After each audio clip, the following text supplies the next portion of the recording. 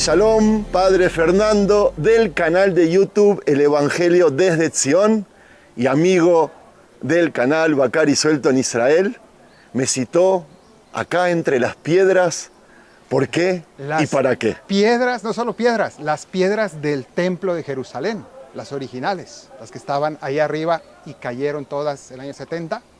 Bueno, pues aquí en este lugar te he querido citar. Y ahora te voy a decir por qué en este sitio. Cuando usted dice cayeron, las tiraron. Las tiraron, es verdad. Y los romanos se cumplieron una profecía de Jesús, que un día dijo, no quedará piedra sobre piedra. Quedó piedra sobre piedra, pero no en el lugar que nosotros queríamos. Así es. Bueno, pues te he querido citar en este lugar porque se están por cumplir los 40 días desde la Navidad. Y tú dirás, ¿qué tiene que ver esto? ¿Verdad? Resulta que habla el Evangelio acerca de que 40 días después de que nació Jesús, lo presentaron en el templo. Entonces quiero hablar contigo sobre la presentación de Jesús en el templo de Jerusalén. ¿Qué significa? ¿A cualquier persona se la presentaba, a cualquier hombre, cualquier chico se lo presentaba? ¿Y por qué a los 40 días? Bueno, pues ahí hay varias preguntas interesantes que vamos a ir respondiendo, porque efectivamente no a todos los niños se les tenía que traer al templo, pero sabemos que a Jesús lo trajeron.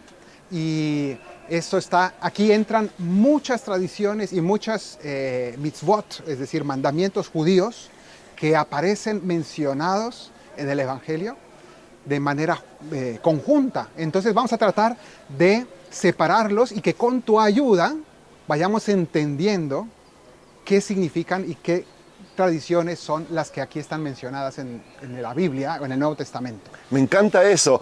Cuando nosotros hablamos de Jesús y los 40 días, estamos hablando también algo relacionado con el judaísmo, ¿no? Porque Jesús nació en ese momento como judío, creció, se desarrolló y murió como judío, y él cumplía las tradiciones del judaísmo. De hecho, ya estoy teniendo pistas entonces. De hecho, aquí en este pasaje se menciona 5 veces el hecho de que hacían tal o cual cosa para cumplir la ley de Moisés. 5 veces, dice, insiste, para cumplir lo mandado por la ley de Moisés. Padre, vamos a mostrarnos, quiero hacer una introducción, así por lo menos me ven por lo menos una vez a mí. Shalom amigos, les habla Sergio Bacari del canal Bacari Suelto en Israel, otra vez con ustedes. Gracias por participar y gracias al Padre Fernando, que me enteré quiere invitar turistas a Israel. Sí, porque ya es momento de volver a la Tierra Santa. Así es.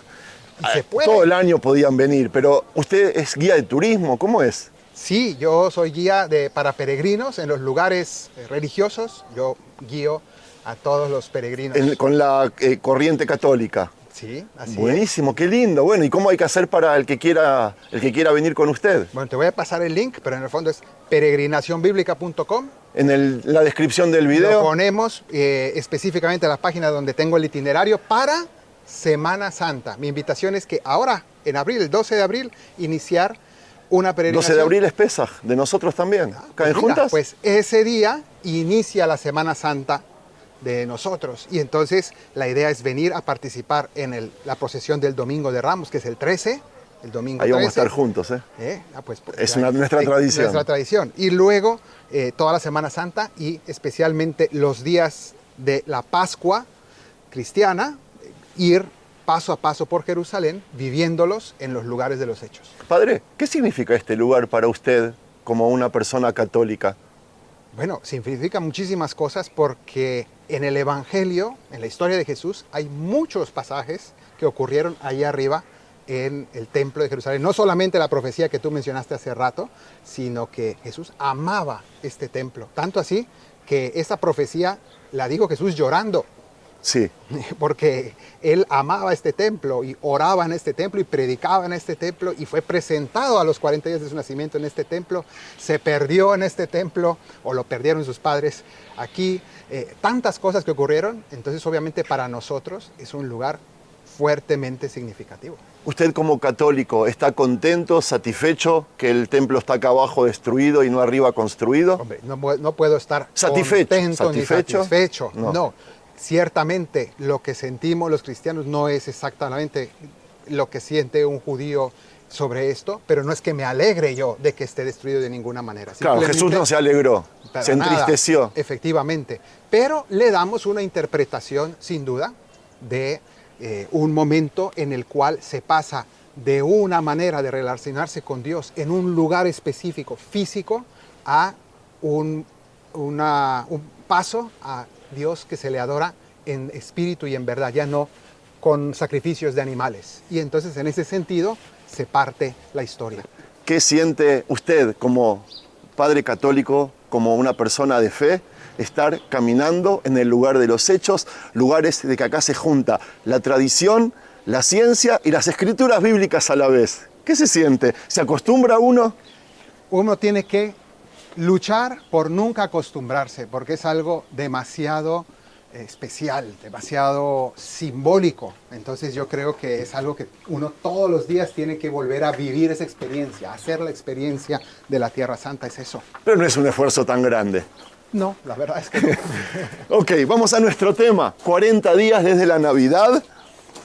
Efectivamente, y se va a cumplir el 2 de febrero, si lo tomamos de esa manera, ¿no? Y como San Lucas menciona que a Jesús lo trajeron a los 40 días, entonces es allí donde entra el escoger esa fecha, que es los 40 días de la Navidad. Está hablando de escrituras sagradas, no está hablando de tradición esta vez. No. Wow, está escrito, me gusta. Está escrito, obviamente no está escrito 2 de febrero, está escrito que a los 40 días del Sí, nacimiento de Jesús, independientemente de cuándo nació, a los 40 días lo trajeron a este lugar. Pero la pregunta es, ¿por qué a los 40 días? Muchos relacionan la presentación de Jesús con el rescate, porque aquí, vamos a ver, vamos a ir, vamos uno por uno. Primero dice que a los 8 días de su nacimiento, a Jesús lo circuncidaron y le pusieron el nombre, era judío. Sí. Entonces, eso primero. ¿Cómo lo llamaron? Jesús. ¿En hebreo? ¿Sabes? Yeshua. Yeshua, ok. Luego, dice que a los 40 días lo traen y ofrecen un sacrificio en el templo. 2 tórtolas o 2 pichones, dice ahí. Un par de tórtolas o 2 pichones. Ahora hablaremos de eso. Entonces la gente, normalmente es común que mezclan varias cosas, porque habla también de los días de la purificación de su madre, de María. Entonces, juntando todo esto, aquí estamos oyendo... Sí, música. La música. Alguna ceremonia que van al Muro de los Lamentos. Entonces, se mezclan varias cosas, porque dicen, un sacrificio que ofrecieron en la presentación de Jesús. Entonces, probablemente pareciera que está hablando del Pidión Abel, que significa el rescate. ¿Sabe qué yo eso? hago? Y eso lo hacen ¿quiénes? Los Kohanim, los sacerdotes, Sí, como tú. Yo hago, sí. ¿Y Tengo tú las haces? monedas, tengo todo. Maravilloso. Y son, ¿cuánto hay que pagar por el rescate? 5 shekels de plata o 5 ciclos de plata, ¿no? O sea que entonces Jesús no era levita, digamos. Él pertenecía a otra tribu, probablemente la de Yehudá, la de Judea. Así, la tribu de Judá, efectivamente. Judío en todo el sentido estricto de la palabra. Ok. Entonces, bueno, lo traen. Pero la pregunta ¿es por eso que vinieron aquí? ¿Porque tenían que hacer ese rescate con las monedas? No, de ninguna manera. No es eso. El sacrificio que ofrecieron no era para eso. No era ese rescate. A Jesús lo presentan por otro motivo. Ahora vamos a ver, porque Jesús no fue rescatado y debería ser rescatado porque... Fue primogénito. Fue primogénito. Vamos a explicar un poquito de esto, ¿no? Porque es interesante el hecho de que no haya sido rescatado. Es una ley de la Torá, que todo primogénito varón debe ser consagrado al Señor y está mencionado ahí en el Evangelio. Entonces, ahí lo dice. Entonces, ¿por qué deben ser rescatados? Todo primogénito, incluso de animales, ¿no? Los animales o son rescatados o son sacrificados. Sí. ¿No? ¿Por qué? Porque le pertenecen al Señor. Es una manera de decir, este primogénito le pertenece a Dios. Y todo lo que nazca de mi propiedad le pertenece al Señor. Entonces, reconocer eso se hace a través o del sacrificio, o si no lo voy a sacrificar, el rescate, es decir, ofrecer algo en su lugar. Pero en el fondo ese mandato lo que está diciendo es que la vida de los hijos es propiedad de Dios única y exclusivamente. Entonces esto también es muy importante porque nos está recordando a todas las familias que Dios es el dueño de los hijos, no son los padres. No es que nace el niño y los papás empiezan a hacer proyectos, este niño va a ser abogado, o va a ser esto como su abuelo, o va a ser tal, o yo empiezo a hacerme ya todo el camino de lo que quiero que mi hijo haga o deshaga. No, Dios tiene un plan para él, Dios es el único dueño de la vida de él, y ese niño le rendirá cuentas a Dios directamente. Uno, como padre, educa a los hijos, los forma, les da las herramientas necesarias y los lanza al vuelo, a la vida, para que ellos encuentren su camino y le rindan cuentas de su vida única y exclusivamente a Dios. Entonces, eso se debía hacer. Y sin embargo, vamos a ver por qué decimos que a Jesús no lo presentaron por eso. Entonces, vamos para allá. Dice que lo trajeron a los 40 días. ¿Qué pasaba a los 40 días? La mujer, después del parto, tenía que esperar primero una semana para poder salir, para tener contacto social, y 33 días más, o sea, hasta el día 40, para ofrecer ya un sacrificio de purificación y poder ya quitarse esa impureza del parto. Ajá. ¿No? Entonces, eso es lo que se menciona allí también.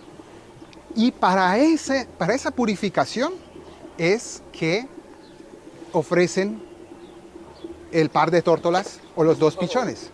¿El padre de Jesús, José, es reconocido como padre inmediatamente con el parto? Es padre, le llamamos nosotros padre putativo, en el sentido de es el padre adoptivo de Jesús, y legalmente lo es en el momento en que él lo reconoce, vamos a decir, en el momento en que le da su apellido, entre comillas, o sea, el momento en que él lo toma a María por esposa y asume Ajá. que va a ser el padre del niño, ¿no? Aun cuando biológicamente no lo fuera. Entonces, es el momento en que él asume la paternidad. Ok, entonces ahora necesito que me ubique un poco geográficamente. A ver, vamos a enseñarle a la gente, aunque supongo que muchos ya saben, pero ¿qué vemos allá? ¿Qué vemos allá? ¿Dónde estamos? A ver, Estamos en un va a mirador. ayudar mucho. Bueno, la primera cosa es que aquí tenemos el Monte de los Olivos, el cementerio del Monte de los Olivos, que se alcanza a ver aquí. Si acá es el comienzo de Jesús, ahí está el final del primer capítulo, cuando de ahí se va al cielo. Así y de ahí es. va a venir el tercer capítulo cuando retorne. Ok. Así es. Luego, bueno, aquí tenemos La ciudad de David. la ciudad de David. Bueno, encima el barrio de Siloán, que también en el Evangelio del Nuevo Testamento hay una mención de una torre de Siloán o de Siloé. Entonces, eso estaba allí. Y en la ciudad de David se puede ver todavía los restos de la torre de Siloé. Y el estanque. Y el estanque también. Entonces, bueno, esta es la ciudad de David, está abajo. Acá no la vemos porque aquí inicia hacia abajo. Y aquí tenemos el monte del templo. Antes de subir al templo, ¿qué hacía aquí la gente? Acá había comercio, acá se compraban los corderos para el sacrificio, acá eran las mikvaot, las piscinas de rituales de purificación. Así es, antes de acceder ya al templo. A mí esto me encanta, subir por estas piedras, estas ya en las últimas piedras. Amigos, a ver, imagínense, ¿me ve? Sí. Imagínense gente que viene peregrinando por semanas, que vienen desde Dan o desde Beersheba 3 veces por año, o en el caso de Jesús, que viene desde Nazaret, 120 kilómetros de aquí caminando para llegar al templo. Y estas son las últimas escaleras que les quedan. Imagínense subiendo por acá, por estas escaleras, la gente sabiendo de que cuando termina esto, llegan al lugar más sagrado, al templo majestuoso, maravilloso de Jerusalén. ¿Verdad? Así es. Y este es el ingreso precisamente hacia el templo. Estas escaleras, que de hecho aquí están los escalones originales. Estos que estoy ahora mismo son nuevos, pero esta parte se conserva original. De manera que estas son las piedras del primer siglo que se subían para llegar al ingreso, a las puertas. ¿A dónde están las puertas? Bueno, ahí se alcanzan a ver los marcos. Los 13 arquitos esos. Esos arquitos eran probablemente la salida y este lado la entrada. Y era como un túnel que subía, todavía con más escaleras, hasta la explanada de allá arriba. Era el ascenso, al último acceso. ¿Estas puertas están citadas en el Nuevo Testamento? En el Nuevo Testamento no se habla de los nombres de las puertas, pero era el acceso, sabemos. Y sabemos los nombres de las puertas, porque sí están en el Antiguo. Sí, Hulda. las puertas de Hulda, que era una profetisa. Hablaremos también un poquito, la mencionaremos. Ok. Bueno, entonces, volvamos al asunto. ¿Se quiere sentar o está cómodo Me así? encantaría, porque, como te decía, es justo estar aquí en contacto con la historia. Y vienen a presentar a Jesús, suben estas escaleras, estas mismas piedras, lo traen. ¿Por qué? Dijimos a los 40 días, porque es cuando se cumple el plazo de la purificación y vienen a ofrecer, dice, la ofrenda no del rescate del niño, porque eso era con los 5 ciclos o 5 shekels de plata, sino que ofrecen este par de toras o 2 pichones. ¿Por qué eso? ¿Por qué ofrecen eso? Había 2 opciones para la purificación. Ofrecían o un cordero, o si eran muy pobres, el libro del Levítico permite Exacto. que se ofrezcan 2 pajaritos. Y entonces ellos ofrecen 2 pajaritos. Es una familia muy pobre. Una familia muy pobre. Pero quieren cumplir lo estipulado por la ley de Moisés. 5 veces lo va a decir en este pasaje. Querían cumplir lo que mandaba la ley de Moisés. Es decir, estamos hablando de una familia muy piadosa, muy religiosa, muy observante, ¿no? Y así educan a su hijo y lo traen apenas nacido prácticamente a los pocos días, a los 40 días, ya están aquí. Lo circuncidaron, se purificó María trayendo esta ofrenda mandada por la ley de Moisés. Pero vemos que se menciona que la ley decía que todo primogénito varón debía ser rescatado, pero no se menciona que ofrezcan esa ofrenda del rescate. ¿Por qué entonces lo traen? ¿Y por qué se menciona esto? Es interesante, pero si pensamos, el rescate es para no sacrificarlo, ¿no? Y al final es sacrificado. Pero al final es sacrificado en Jerusalén. Como un cordero. ¿Y quién declara? Vamos a decir, no quién ejecuta a Jesús, porque sabemos que lo ejecutaron los romanos. Pero ¿quién declara que debe morir? ¿Sacerdotes? El sumo sacerdote, ¿no? Y con el Sanedrín y los sacerdotes. Entonces al final es de algún modo sacrificado como cordero, ¿no? Entonces él no fue rescatado en ese sentido, porque él iba a ser sacrificado en Jerusalén también. Entonces, ¿para qué lo traen a Jesús? Entonces, todo indica que en realidad el hecho de presentarlo, porque además el Pidyon Haben no tiene que ser en el templo. No. Entonces, ¿por qué vienen al templo con Jesús? Porque lo van a presentar en el templo para dedicarlo al Señor. Dime tú, ¿qué personaje de la Biblia recuerdas? Bueno, me vienen 2 a la mente, pero uno en concreto que es presentado en el santuario de Dios, en el tabernáculo, dedicado al servicio de Dios. Hay un profeta cuando todavía no existía este templo y estaba el tabernáculo en Shiloh. Ya te di muchas pistas. ¿Samuel? Samuel. Resulta que cuando Lucas nos va a hablar de Jesús, nos va a hablar de un cántico, antes de esto nos va a hablar de un cántico de alabanza a Dios, muy parecido al cántico de Ana. Se llama el Magnificat, el de María. Luego aquí nos va a hablar de una mujer llamada Ana, que vino al encuentro también de Jesús. Y nos va a decir que Jesús crecía, nos va a repetir varias veces que Jesús crecía en sabiduría, edad y gracia delante de Dios y de los hombres. ¿De quién está hablando? ¿De quién se está inspirando? Sí. En Samuel. Entonces, allí vemos cómo Jesús es presentado como un nuevo Samuel y que está dedicado al servicio de Dios en el templo. Entonces, desde pequeño ya se nos está hablando acerca de esa entrega. Y eso tiene que ver con la tradición del nazireato. Entonces, otro tema interesante. Sí, que le pregunté antes. ¿Sí? ¿Por qué? Porque va a consistir en que una persona, a través de un voto, se le dedica a Dios. Sí. Puede ser incluso desde pequeño. Y entonces no se le corta el pelo, como tú dijiste. ¿Quién es el famoso que no le cortaron el pelo por ser nacido? Sansón. El día que se lo cortaron... perdió su fuerza, sí. ¿no? Pero es alguien dedicado. Y eso normalmente era una dedicación temporal, pero también podía haber casos como el de Sansón, que fuera una consagración de por vida. Sí. Y entonces aquí sabemos que en el caso de Jesús, de algún modo está el simbolismo de que lo traen al templo para dedicarlo de por vida. Y de hecho, vemos que él se consagró totalmente a su misión y a la predicación y a ser propiedad de Dios. Entonces, ahí está involucrado todo esto. Entonces, esta es la primera parte de lo que quería decirte, porque aquí están involucrados, como decíamos, muchas tradiciones judías juntas. Sí, Pero vamos más adelante. sí, Resulta que cuando llegan por acá y van a entrar, sí. o quizá una vez entrados, no sabemos el punto exacto, pero aquí en el templo, una vez que llegan, les sale al encuentro un anciano. No sabemos si era sacerdote o no. Muchos piensan que sí era sacerdote. Se llamaba Simeón. Tomó al niño. Probablemente era porque se lo entregaron a él para que lo ofreciera al Señor. ¿Qué ocurre con este hombre? Que recibe al niño, lo abraza y alaba a Dios. ¿Qué se nos cuenta? Que este hombre bendijo a Dios y luego bendijo al niño y bendijo a la familia.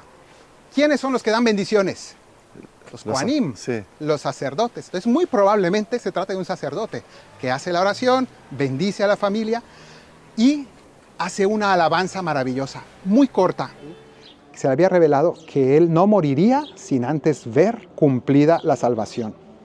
Y efectivamente, él viene, ve a ese niño y entonces se nos dice que él abraza a este bebé y emocionado se pone a alabar a Dios, a bendecir a Dios. Y dice una oración de bendición que es conocida en la tradición como la oración del Nunc Dimittis, las dos primeras palabras en latín de esta oración, de esta bendición de Dios. Nunc Dimittis significa ahora deja, porque son las primeras dos palabras. Ahora, Señor, puedes dejar a tu siervo irse en paz. Esta oración del Nunc Dimittis, la iglesia de manera oficial toma esta oración para la noche y entonces en la liturgia de las horas nosotros rezamos, los que rezan la liturgia de las horas, no solo los sacerdotes, las religiosas y todos los laicos que siguen la oración oficial de la iglesia, rezamos antes de dormir esto. Y dice así: ahora, Señor, puedes dejar a tu siervo irse en paz.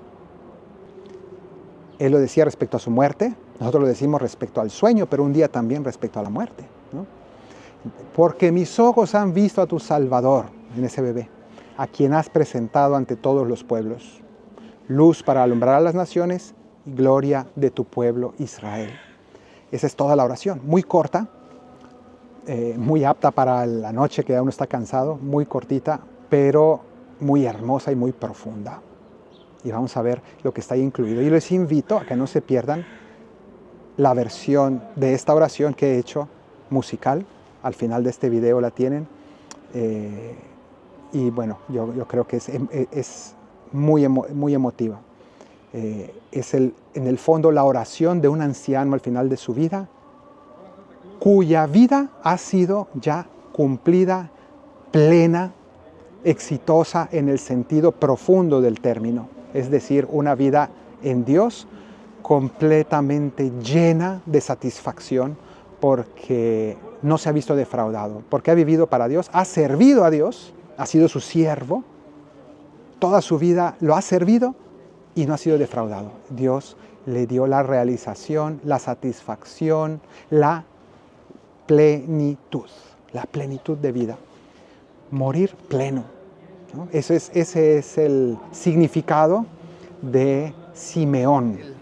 Entonces, ¿qué está diciendo él? Está diciendo, la gloria de Israel, la gloria, el punto máximo de Israel, el honor más grande de Israel es ser luz de los gentiles.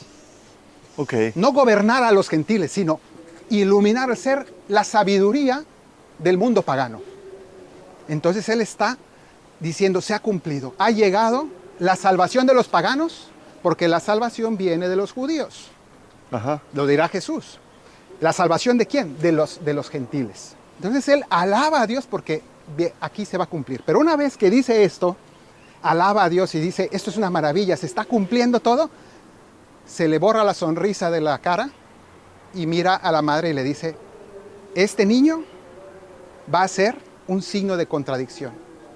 Ha sido puesto para la caída y levantamiento de muchos en Israel. Lo que este va a hacer y va a llevar a los paganos, va a traer muchos problemas. y le dice a María, una espada atravesará tu alma. ¿En serio? Le dice, vas a sufrir por esto. Esto va a ser duro, le dice. Es un gozo, pero esto va a ser duro. Entonces, esto es muy interesante, todo lo que dice este hombre. Ajá. Y no solo esto, sino que luego aparece otra persona, una mujer llamada Hulda. llamada Ana, Ah, que dice que era profetisa. Y ahí es donde y es donde aparece. Yo creo que apareció aquí, se les vino a su encuentro aquí. ¿Por qué pienso que fue aquí? ¿pero por qué Ana? Hay muchos motivos. Se llamaba Ana. y a ¿Hulda? mí- Se llamaba Ana, pero a mí me recuerda a la profetisa Hulda. Ella es la que estaba sentada aquí, a la salida del templo. Efectivamente, y aquí habla de una mujer profetisa, ¿no? Entonces, voy a bajar aquí. Eso. Sí, pero usted más bajito y Aquí. yo más alto. Eso. Oh, al fin, estoy a su altura.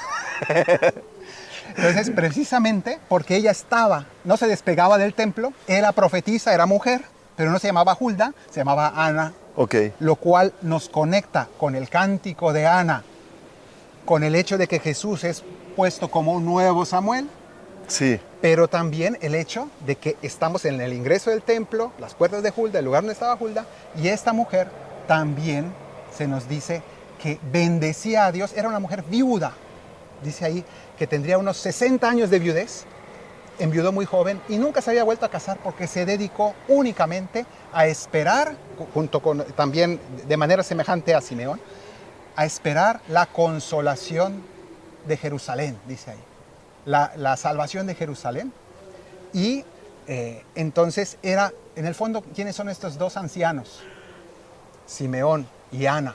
Son el pueblo, la parte del pueblo de Israel que no se cansan de esperar las promesas de Dios, que dicen, Dios no nos va a defraudar. Esto se va a cumplir, a pesar de todos los signos contrarios. Es ese Israel que sigue perseverando en la esperanza. Y entonces dice que esta mujer, cuando ve al niño, lo que vieron fue gente muy normal, una pareja de jóvenes pobres que vienen con dos pájaros y un bebé. Pero Sí. cuando ven ese bebé, entienden que Dios no les defrauda, ¿no? Y entonces ella no solamente alababa a Dios, sino que se dedicaba a hablarle a todo el mundo acerca de aquel niño, ¿no? Esa es la historia que se nos cuenta que ocurrió aquí. Padre, me volvió a sorprender. ¿Cómo hace? En serio, no es que yo sea un sábelo-todo, pero cada vez aprendo más y nosotros ya tenemos amistad de varios años. Esto es nuevo para mí. Qué lindo, qué linda tradición, qué lindo día. Fin de enero, mira el calor encima que hace. ¿Algo más para agregar o podemos ya empezar a cerrar el video? No, simplemente que yo quería comentar esto contigo porque es un momento de la vida de Jesús lleno de referencias judías y donde en el fondo se está insistiendo que Él es un pleno y completo judío, circuncidado, que viene al templo, que cumple la ley de Moisés, que tiene Toda su vida fue toda así. su vida Toda su vida fue así, así. ¿no? Y no podemos Criticón olvidarlo. encima como los judíos, se quejaba como los judíos, supongo que era buen comerciante también. Se peleaba con los demás judíos como buen judío. Sí, así es, así es. Bueno, le agradezco, Padre. Amigos, otra vez quiero invitarlos a visitar tanto el proyecto del Padre Fernando, que se llama El Evangelio desde Sion, ¿no? En español, y los que quieran venir a conocer Tierra Santa, a escuchar este relato en vivo desde el mismo lugar de los hechos, pueden visitar Israel con él, los próximos peregrinos, y yo voy a tomar este video como un regalo. Así es, porque es tu cumpleaños. No. Y por eso quería yo también compartir contigo. Es verdad, hoy cumplo años, es verdad, muchas gracias. Bueno, muchísimas gracias. Y amigos, si les gustó este material, no se olviden de regalarle un me gusta, comentarlo, compartirlo y suscribirse al Evangelio desde Sion y al Bacari Suelto en Israel. A ustedes no les cuesta nada, para nosotros vale oro, ¿verdad? Así es, si me buscan como Padre Fernando, encuentran inmediatamente el canal. Listo. Shalom, Gracias. amigos. Shalom. Gracias, me encantó.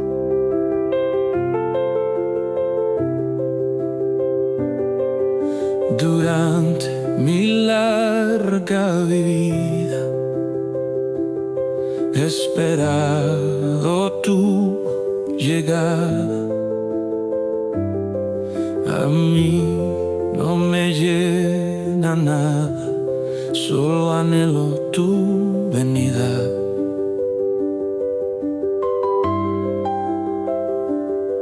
Yo sé que tú no defraudas, siempre cumples tus promesas, que en mi alma están impresas, porque yo sé que me amas.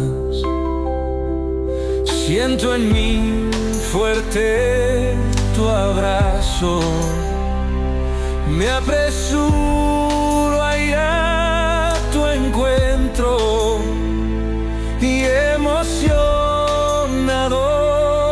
me adentro y tomo al niño en mis brazos. Oh Señor, ahora te veo, eres la luz de mis ojos. Estoy pleno y siento gozo, me has llenado de consuelos, en mis brazos tengo al cielo. Ahora ya puedo irme en paz, porque tú has sido veraz. Veo la gloria de Israel, tu Señor ha sido fiel. Los pueblos verán tu faz.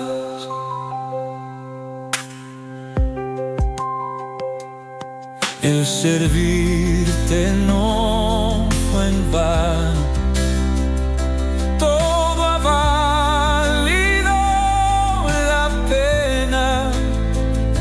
Mi existencia ahora es plena, pongo mi vida en tus manos.